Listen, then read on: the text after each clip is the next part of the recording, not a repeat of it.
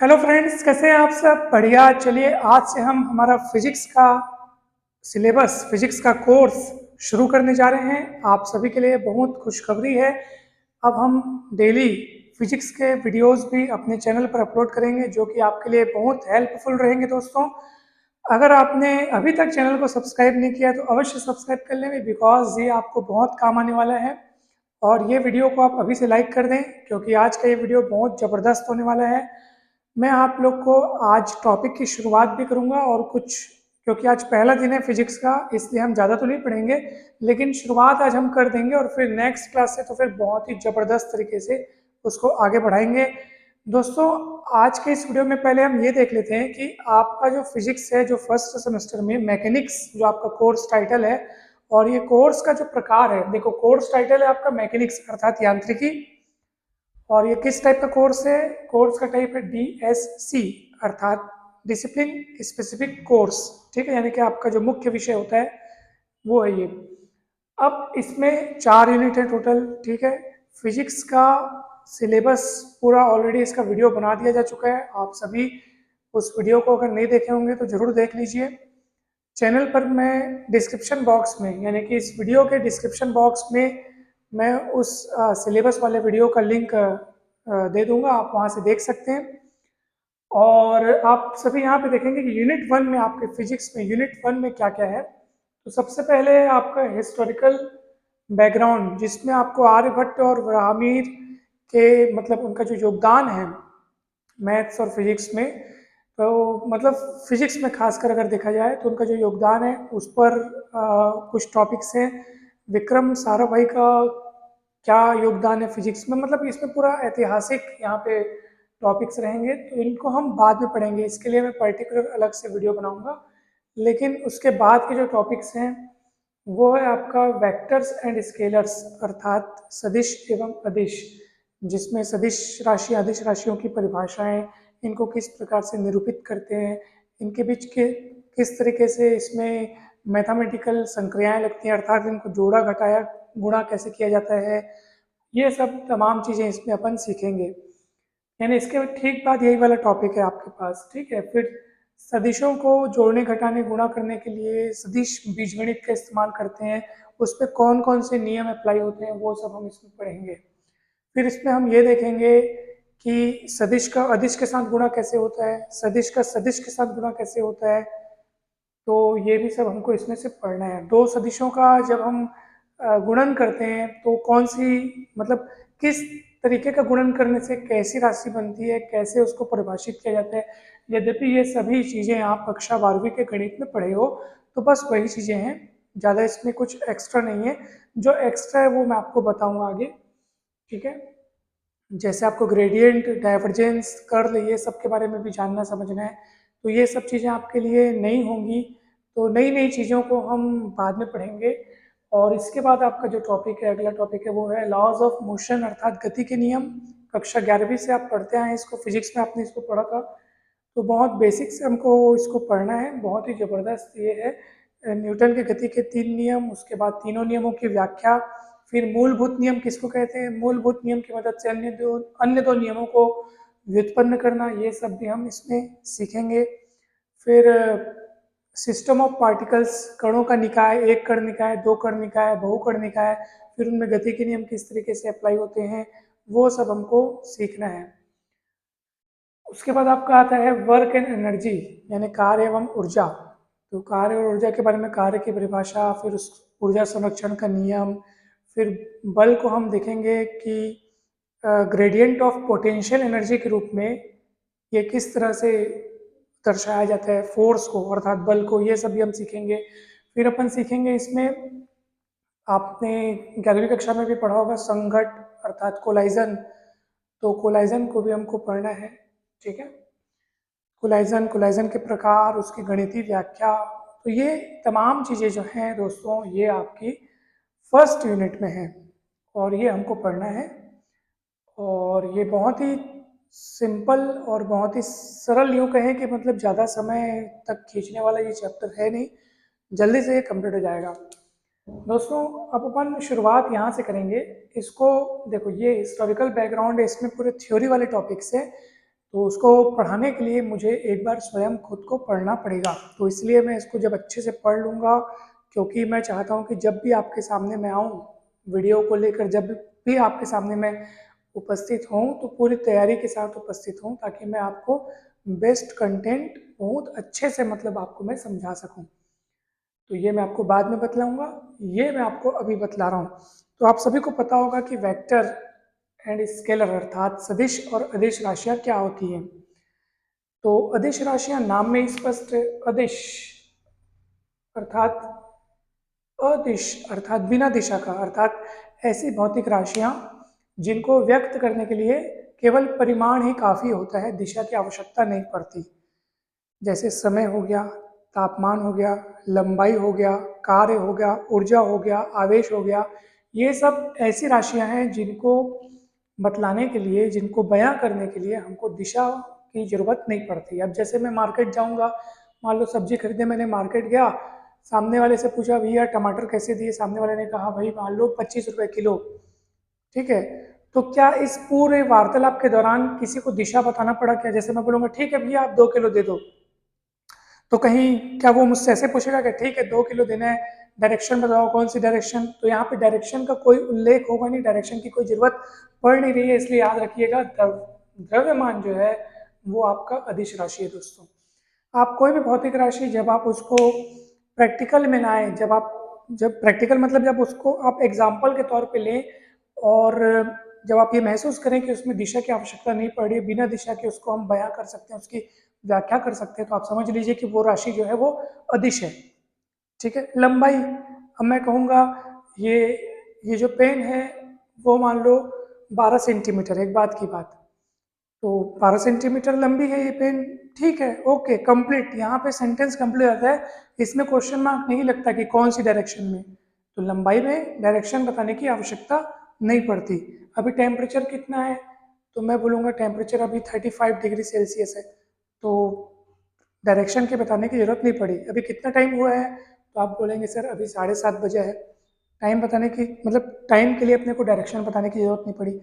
यानी कि जब भी ऐसी कोई भौतिक राशि जिसको बयां करने के लिए, जिसका वर्णन करने के लिए अगर आपको बिना मतलब बिना दिशा के अगर आप उसको बात कर सकते हैं, उसके पूरा उसका काम कर सकते हैं बिना दिशा के, तो समझ लीजिए वो अदिश राशि है। अब जैसे मैं ये जो टेबल रखा है यहाँ पे मेरे पास, मैं उसको सरकाना चाहूँ या मैं किसी वस्तु पर बल लगाना चाहूँ, तो बल लगाने से आपके माइंड में ये बिल्कुल प्रश्न उठेगा कि सर बल लगा करके आप उसको किस दिशा में सरकाना चाहते हैं? बल मतलब सामने ढकेल रहे हैं कि खींच रहे हैं कि फेंक रहे हैं कि उठा रहे हैं कि उत्तर दिशा में बल लगा रहे हैं कि पूर्व दिशा में? मतलब बल एक ऐसी राशि है दोस्तों जिसको बयां करने के लिए, उसको पढ़ने के लिए, उसको समझने के लिए, उसका वर्णन या व्याख्या करने के लिए दिशा की आवश्यकता पड़ती है। तो बल जो है वो कैसी राशि है, वो है सदिश राशि। ठीक है, तो आप सभी को समझ में आ गया होगा कि सदिश राशि क्या है। सदिश दिशा सहित, अदिश बिना दिशा का, सदिश दिशा सहित ऐसी भौतिक राशियां जिनमें परिमाण तो होता ही होता है, परिमाण के साथ साथ दिशा भी होती है। उसमें बिना दिशा के वो राशि फिर अधूरी हो गई, यानी आप उसकी सही से ही उस, जैसे मैं बोल रहा हूँ किसी राशि के बारे में मैंने बताया, परिमाण बताया कि भाई फलानी वस्तु में मैंने 5 न्यूटन का बल लगाया, लेकिन मैंने दिशा नहीं बताया, तो वो अधूरा काम हो गया, वो अभी पूरा नहीं हुआ, आपको दिशा भी बताना पड़ेगा। ठीक है, तो जैसे मैं बोल रहा हूँ कि कोई गाड़ी जो है, ठीक है, कोई कार जो है वो 50 किलोमीटर प्रति घंटा के वेग से, अब जैसे मैं वेग बोल दिया ना, वेलोसिटी बोल दिया, तो आपके माइंड में तुरंत ये बात आनी चाहिए कि जरूर सर अब दिशा भी बोलेंगे, या इसमें अगर वेग बोल रहे हो आप तो दिशा बतलानी पड़ेगी। फिर वो दिशा भले प्रश्न के अकॉर्डिंग, सिचुएशन के अकॉर्डिंग कुछ भी हो। ठीक है, उत्तर दिशा में जा रहा है कि दक्षिण दिशा में जा रहा है कि धनात्मक एक्स अक्ष की दिशा में जा रहा है, ऋणात्मक, मतलब कुछ ना कुछ ऐसी बात वो लिखेगा जिससे आपके माइंड में क्लियर होगा कि हाँ वो कहाँ जा रहा है, अगर मैं वेग बोलता हूँ। लेकिन अगर मैं वही बात बोलूंगा कि कोई कार 50 किलोमीटर प्रति घंटा की चाल से चल रही है, तो अब चाल बोल रहे हैं तो बस आपको इतना ही पता चल रहा है कि हाँ ये उसकी स्पीड है, कि भैया प्रति घंटा वो 50 किलोमीटर के हिसाब से वो चल रही है। किस दिशा में चल रही है नहीं पता, क्योंकि आप अभी यहाँ पे केवल चाल की बात कर रहे हैं, लेकिन अगर वेग बोल रहे हो तो दिशा बतलाना पड़ेगा। ठीक है, फिर वेग की मदद से फिर त्वरण परिभाषित किया जाता है। किसी वस्तु में समय के साथ वेग में जो परिवर्तन होता है, ठीक है, तो उसको फिर अपन क्या बोलते हैं, त्वरण। मतलब त्वरण क्या है, वेग में परिवर्तन की दर। तो क्योंकि वेग सदिश राशि है, इसलिए त्वरण भी क्या हो जाएगा, सदिश राशि हो जाएगा। तो ये तमाम प्रकार की ऐसी भौतिक राशियां जिनके लिए दिशा की जरूरत पड़ती है, वो सब की सब क्या कौन सी कहलाएंगी, सदिश राशियां कहलाएंगी। सदिश राशियों को लिखने के लिए हमको इंग्लिश के अल्फ़ाबेट्स लिख करके आप उनके ऊपर एक एरो का साइन लगाते हैं। तो आप इनको कैपिटल लेटर से या स्मॉल लेटर से व्यक्त कर सकते हैं, बस आपको ऊपर में एरो का साइन जो है वो लगाना पड़ता है। ठीक है, या फिर कई अनेक अनेक किताबों में ऐसे भी दिया होता है कि आप लेटर लिखे तो उनको डार्क लिखे, और फिर अगर आप डार्क लिख करके फिर भले आप एरो का साइन न लगाएं, लेकिन अगर आप इसको डार्क रूप में लिख रहे हैं, गाढ़ा करके लिख रहे हैं, तो फिर मतलब वो वेक्टर है। और ऐसे सिंपल लिख दिए मतलब वो स्केलर है, अर्थात अदिश है। तो अब ऐसे लिखने में मेहनत कौन करे, इसलिए हम ऊपर सरल बनाने के लिए ऊपर में क्या लगा देते हैं, एरो लगा देते हैं इस तरीके से। ठीक है, तो एरो लगा देने से वो सदिश का निरूपण बन गया, आप ऐसा सोचो। ठीक है, अब देखो, अब जैसे मैं बोल रहा हूँ कि भाई ये ए वेक्टर है, अब परिमाण होगा यहाँ से यहाँ तक की इसकी लंबाई, ये जो लंबाई है वो उसका परिमाण हो गया। दिशा आपको साफ साफ दिख रहा है इस तरफ, मान लो एक्स अक्ष की धनात्मक दिशा है। ठीक है, अगर मैं अक्ष के रूप में बनाऊं तो ये एक्स अक्ष की धनात्मक दिशा। तो अगर आप कहेंगे कि सर अगर ए वेक्टर का मतलब ये है तो 3a वेक्टर का मतलब क्या होगा। ठीक है, तो आप गौर से देखो, वास्तव में 3a वेक्टर क्या बताऊं, जिसमें से 3 जो है वो तो स्केलर यानी अदिश राशि है। 3 तो कोई संख्या है ना जो कि अदिश राशि है, ये स्केलर क्वांटिटी है जो कि गुणा किसके साथ हो रही है, ए वेक्टर के साथ। और ए वेक्टर क्या है, सदिश राशि, यानी कि यहाँ पे गजब का आपको मल्टीप्लीकेशन देखने को मिल रहा है। एक अदिश का एक सदिश के साथ गुणा, अदिश के रूप में है 3, सदिश के रूप में है वेक्टर ए। तो अदिश और सदिश का गुणा होता है तो उसको किस तरह से परिभाषित किया जाता है, ध्यान से सुनो। अब कोई मुझे बोलेगा सर अगर ये वेक्टर ए है तो फिर 3a वेक्टर का मतलब क्या होगा बताऊं, इसी का 3 गुना लंबाई का आपको बनाना है। ठीक है, अंदाजतन आप मान लो इस लंबाई के 3 गुना लंबाई का आप सदिश बनाएंगे। दिशा आपको वही रखनी है एग्जैक्टली, जो दिशा इसकी है ना एग्जैक्टली वही दिशा आपको इसकी रखनी है, और ये बन गया आपका 3a वेक्टर। तो इसका मतलब क्या है कि जब एक सदिश का एक अदिश के साथ गुणा होता है तो गुणा करने पर जो नया सदिश प्राप्त होता है वास्तव में उसका परिमाण अपने पुराने वाले सदिश के परिमाण का उतना गुना हो चुका होता है, जितना अदिश के रूप में यहाँ पे गुणन दिखता है ना उतना गुना हो चुका होता है। दिशा लेकिन वही रहती है, दिशा वही रहती है, दिशा नहीं बदलती। हाँ, लेकिन अगर आप ये कहें कि सर अगर ये वेक्टर ए है तो बताइए आप मुझे -2a वेक्टर किसको बोलेंगे। अब मैं बोलूँगा अरे बाप रे, -2a वेक्टर मतलब मुझे ये समझ में आ गया कि 2 का गुणा हुआ है, इसका मतलब जो भी चीज़ यहाँ बनेगी वो इसकी दोगुनी लंबी होगी, क्योंकि ए वेक्टर में किसका गुणा हुआ है, 2 का। ए वेक्टर में 2 का गुणा हुआ है, इसका मतलब जो 2a वेक्टर में बनाऊंगा, 2 वेक्टर में बनाऊंगा उसकी लंबाई ए वेक्टर की लंबाई की दोगुनी होगी, लेकिन दिशा जो है वो इसकी जस्ट अपोजिट कर दूंगा, क्योंकि माइनस साइन आ गया ना दोस्तों, माइनस साइन आने के कारण उसकी दिशा उससे जस्ट क्या हो जाएगी, अपोजिट हो जाएगी। तो ये आपका -2a वेक्टर हो गया। तो आपको समझ में आ गया होगा कि जब किसी सदिश का किसी अदिश के साथ गुणा किया जाता है तो वो जो गुणन करने पर नया सदिश मिलता है अपने को, उसका परिमाण उस बात पर डिपेंड करता है कि उस अदिश के रूप में आपने वहां पे किसका गुणा किया है, उतना गुना उसका परिमाण और बढ़ जाता है या कम हो जाता है, जो भी है। अब कम हो जाता है कैसे होगा सर, मान लो ए वेक्टर ये है, मैं बोलूंगा भैया हाफ ए वेक्टर, आप समझ गए सर ये तो हाफ ए वेक्टर मतलब ए वेक्टर का आधा हो गया, यानी इसका परिमाण इसके परिमाण का आधा हो जाएगा। तो ये वेक्टर कैसे बनेगा बताऊं, अच्छा प्लस में है ना तो दिशा वही रहेगा, और लंबाई क्या हो जाएगी इसकी आधी, क्योंकि हाफ ए वेक्टर हो गया ना। तो ये है, आपको समझ में आया बहुत अच्छे से। ठीक है, तो ये आपका अब मैं आपको बता रहा हूँ कि अक्षों के अनुदिश अगर अपन सदिश के घटक देखें तब उसको किस रूप में अपन निरूपित करते हैं, अब वो मैं आपको बतला रहा हूँ। तो ये आपको बहुत अच्छे से समझ में आ रहा होगा, मुझे पूरा पूरा भरोसा है। फिर धीरे धीरे करके आज, क्योंकि आज पहला दिन है इसलिए मैं आपको ये बेसिक समझा रहा हूँ, और मैं आपको ये भी कहना चाहता हूँ कि आप सभी गणित की किताब 12th की कक्षा 12वीं की गणित की किताब आप जरूर देखें। उसमें आपको सदिशों का जो गुणन है वो बहुत विस्तृत रूप में बहुत बढ़िया तरीके से दिया हुआ है। तो सदिश राशियों और अदिश राशियों को आप अच्छे से पढ़ें और कक्षा 11वीं की जो फिजिक्स बुक है उसको भी आप अच्छे से एक बार पढ़ें, आपको बहुत अच्छे से क्लियर हो जाएगा ये। चलो मैं आपको पहले 2D में समझाता हूँ, फिर उसको मैं 3D में बढ़ाऊंगा, ठीक है।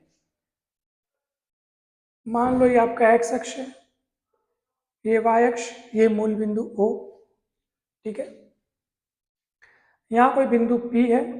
अब देखो, अपन O को मूल बिंदु बोले तो मूल बिंदु के सापेक्ष, सापेक्ष मतलब इससे कंपेयर करते हुए अगर किसी बिंदु का आप सदिश दिखा रहे हैं, मान लो ये सदिश में दिखा रहा हूँ ए वेक्टर, एक बात की बात, तो ये बिंदु P का स्थिति सदिश कहलाता है। यानी स्थिति सदिश बतलाने के लिए हमको कोई एक रेफरेंस पॉइंट चुनना होता है, किसके सापेक्ष आप उसको नाप रहे हो, किसके सापेक्ष, कौन है वो रेफरेंस, किससे तुलना करके, तो भैया कौन है वो रेफरेंस पॉइंट, हमारा O है। तो O के सापेक्ष बिंदु P का स्थिति सदिश ए वेक्टर है, ठीक है। अब इसका मैं आपको घटक बतलाता हूँ। आप यहाँ से ऐसे लाइन खींचिए, तो लाइन खींचने के बाद ये जो टुकड़ा हुआ ना, ये जो टुकड़ा हुआ, ये जो टुकड़ा, इसको आप बोल दो ए एक्स। क्या बोल दो? ए एक्स। ए एक्स क्या बोलेंगे? ए एक्स मतलब क्या वो बताऊं? इस वेक्टर ए का एक्स अक्ष की दिशा में घटक, घटक मतलब टुकड़ा, कंपोनेंट, ठीक है, हिस्सा, ठीक है। और एक्स अक्ष की दिशा में, एक्स अक्ष की दिशा में जो इकाई सदिश होता है उसको अपन आई कैप से लिखते हैं। तो मतलब कि यहां से इस जैसे मैं इसको बोल देता हूँ एम बोल देता हूँ। तो ओ एम वैक्टर को अगर मुझे दर्शाना हो, ध्यान दीजिएगा, ओ एम वैक्टर को अगर मुझे दर्शाना हो तो ओ एम की लंबाई जो हो गई ए एक्स, ओ एम की लंबाई हो गई ए एक्स, लेकिन लंबाई मतलब सिर्फ परिमाण। अब इसको मतलब वेक्टर रूप में दिखाने के लिए, सदिश रूप में दिखाने के लिए, ठीक है, वेक्टर यानी कि सदिश रूप में दिखाने के लिए मुझे परिमाण, यानी कि परिमाण मतलब ये लंबाई। तो इस लंबाई यानी इस परिमाण के साथ साथ मुझे एक दिशा भी लिखनी होगी, और दिशा होगी आई कैप।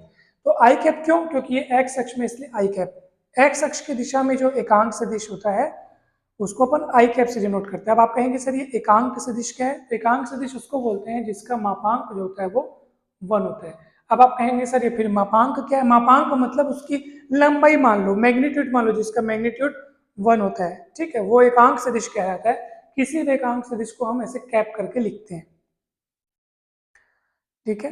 किसी भी एकांक सदिश को हम मतलब परिमाण, हम बोले ना परिमाण मतलब उसकी वैल्यू, एक एकांक लंबाई का कोई स्केल, ठीक है, एकांक द्रव्यमान की कोई वस्तु, एकांक यूनिट, इकाई न्यूटन का कोई बल, मतलब हर चीज का अगर अपन यूनिट लेके चल रहे हैं, जब किसी भी सदिश राशि का परिमाण, ठीक है, परिमाण मतलब मापांक अगर 1 हो तो सदिश राशि को हम लोग बोलेंगे, वो सदिश जो है वो क्या कहलाएगा? वहां पे इकाई सदिश कहलाएगा। मतलब उस सदिश को अपन बोलेंगे इकाई सदिश, ठीक है। तो आप समझ गए होंगे कि इकाई सदिश किसको बोलेंगे। मापांक को ऐसे डबल डंडी लगाकर लिखते हैं। तो इकाई सदिश मतलब यदि किसी सदिश का मापांक 1 हो, तो एक्स अक्ष की दिशा में इकाई सदिश को अपन आई कैप से लिखते हैं, वाई अक्ष की दिशा में लिखते हैं इकाई सदिश को अपन जे कैप से लिखते हैं, ठीक है। अब ये जो सदिश दिख रहा है ये आपको वाई अक्ष के समांतर दिख रहा है, इसलिए मैं जे कैप लिखूंगा यहाँ पे भी। ये लंबाई को अगर अपन ए वाई कहें तो ये परिमाण हो गया और ये दिशा हो गया, ऐसा, ठीक है।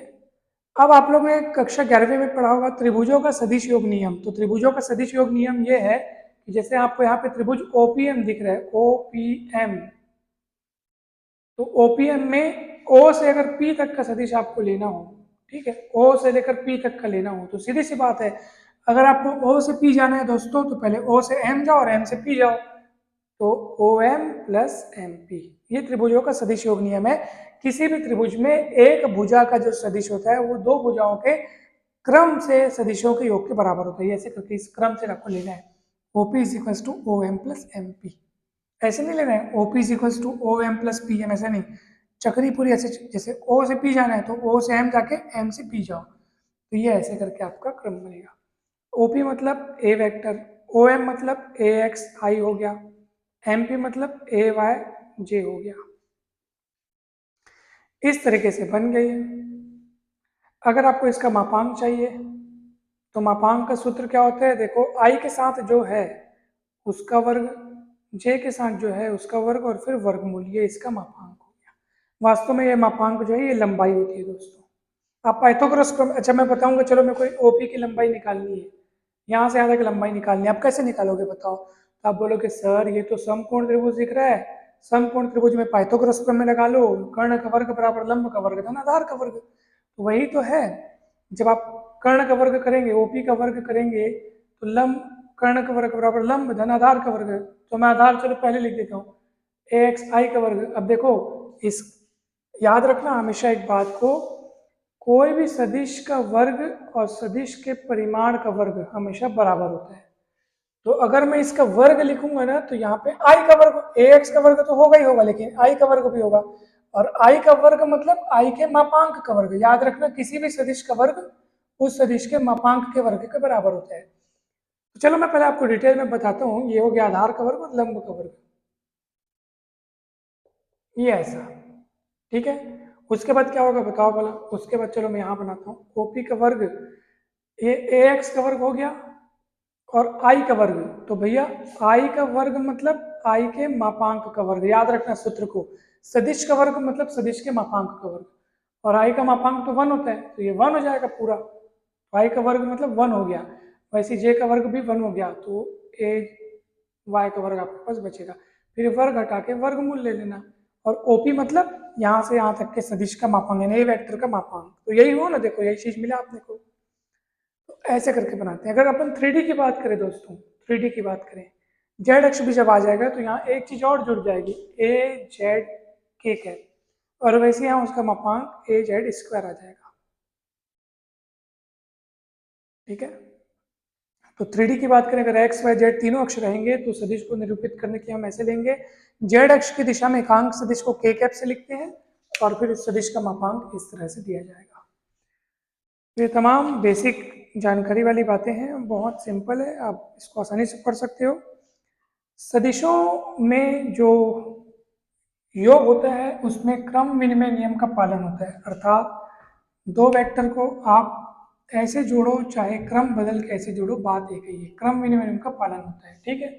ये क्रम विनिमय साहचर्य नियम, ये इसको बोलते हैं क्रम विनिमय नियम, क्रम बदलने पर कोई फर्क नहीं पड़ता, ठीक है। क्रम विनिमय नियम आप लिख लीजिएगा इसको। और एक होता है साहचर्य नियम, देखो अभी मैं बी और सी को एक साथ जोड़ूं क्योंकि ब्रैकेट यहाँ लगा है, ए अकेला जोड़ रहा है, चाहो तो आप ए और बी को पहले जोड़ लो, ब्रैकेट लगा के पहले इनका जोड़ने का काम कर लो, फिर सी के साथ जोड़ लो, तो ऐसा करने से कोई फर्क नहीं पड़ता, बराबर आएगा, ठीक है। यहाँ पे देखो आप बी और सी पहले जोड़ रहे हैं, फिर ए उनके साथ जोड़ रहा है, यहाँ ए और बी वेक्टर पहले जोड़ रहे हैं, फिर बाद में आके सी जोड़ रहा है, तो कोई फर्क नहीं पड़ेगा, ठीक है। इसको, इस नियम का पालन हो रहा है, और इस नियम को बोलते हैं साहचर्य नियम, ठीक है, साहचर्य नियम बोलते हैं, ये भी आप ध्यान दीजिएगा।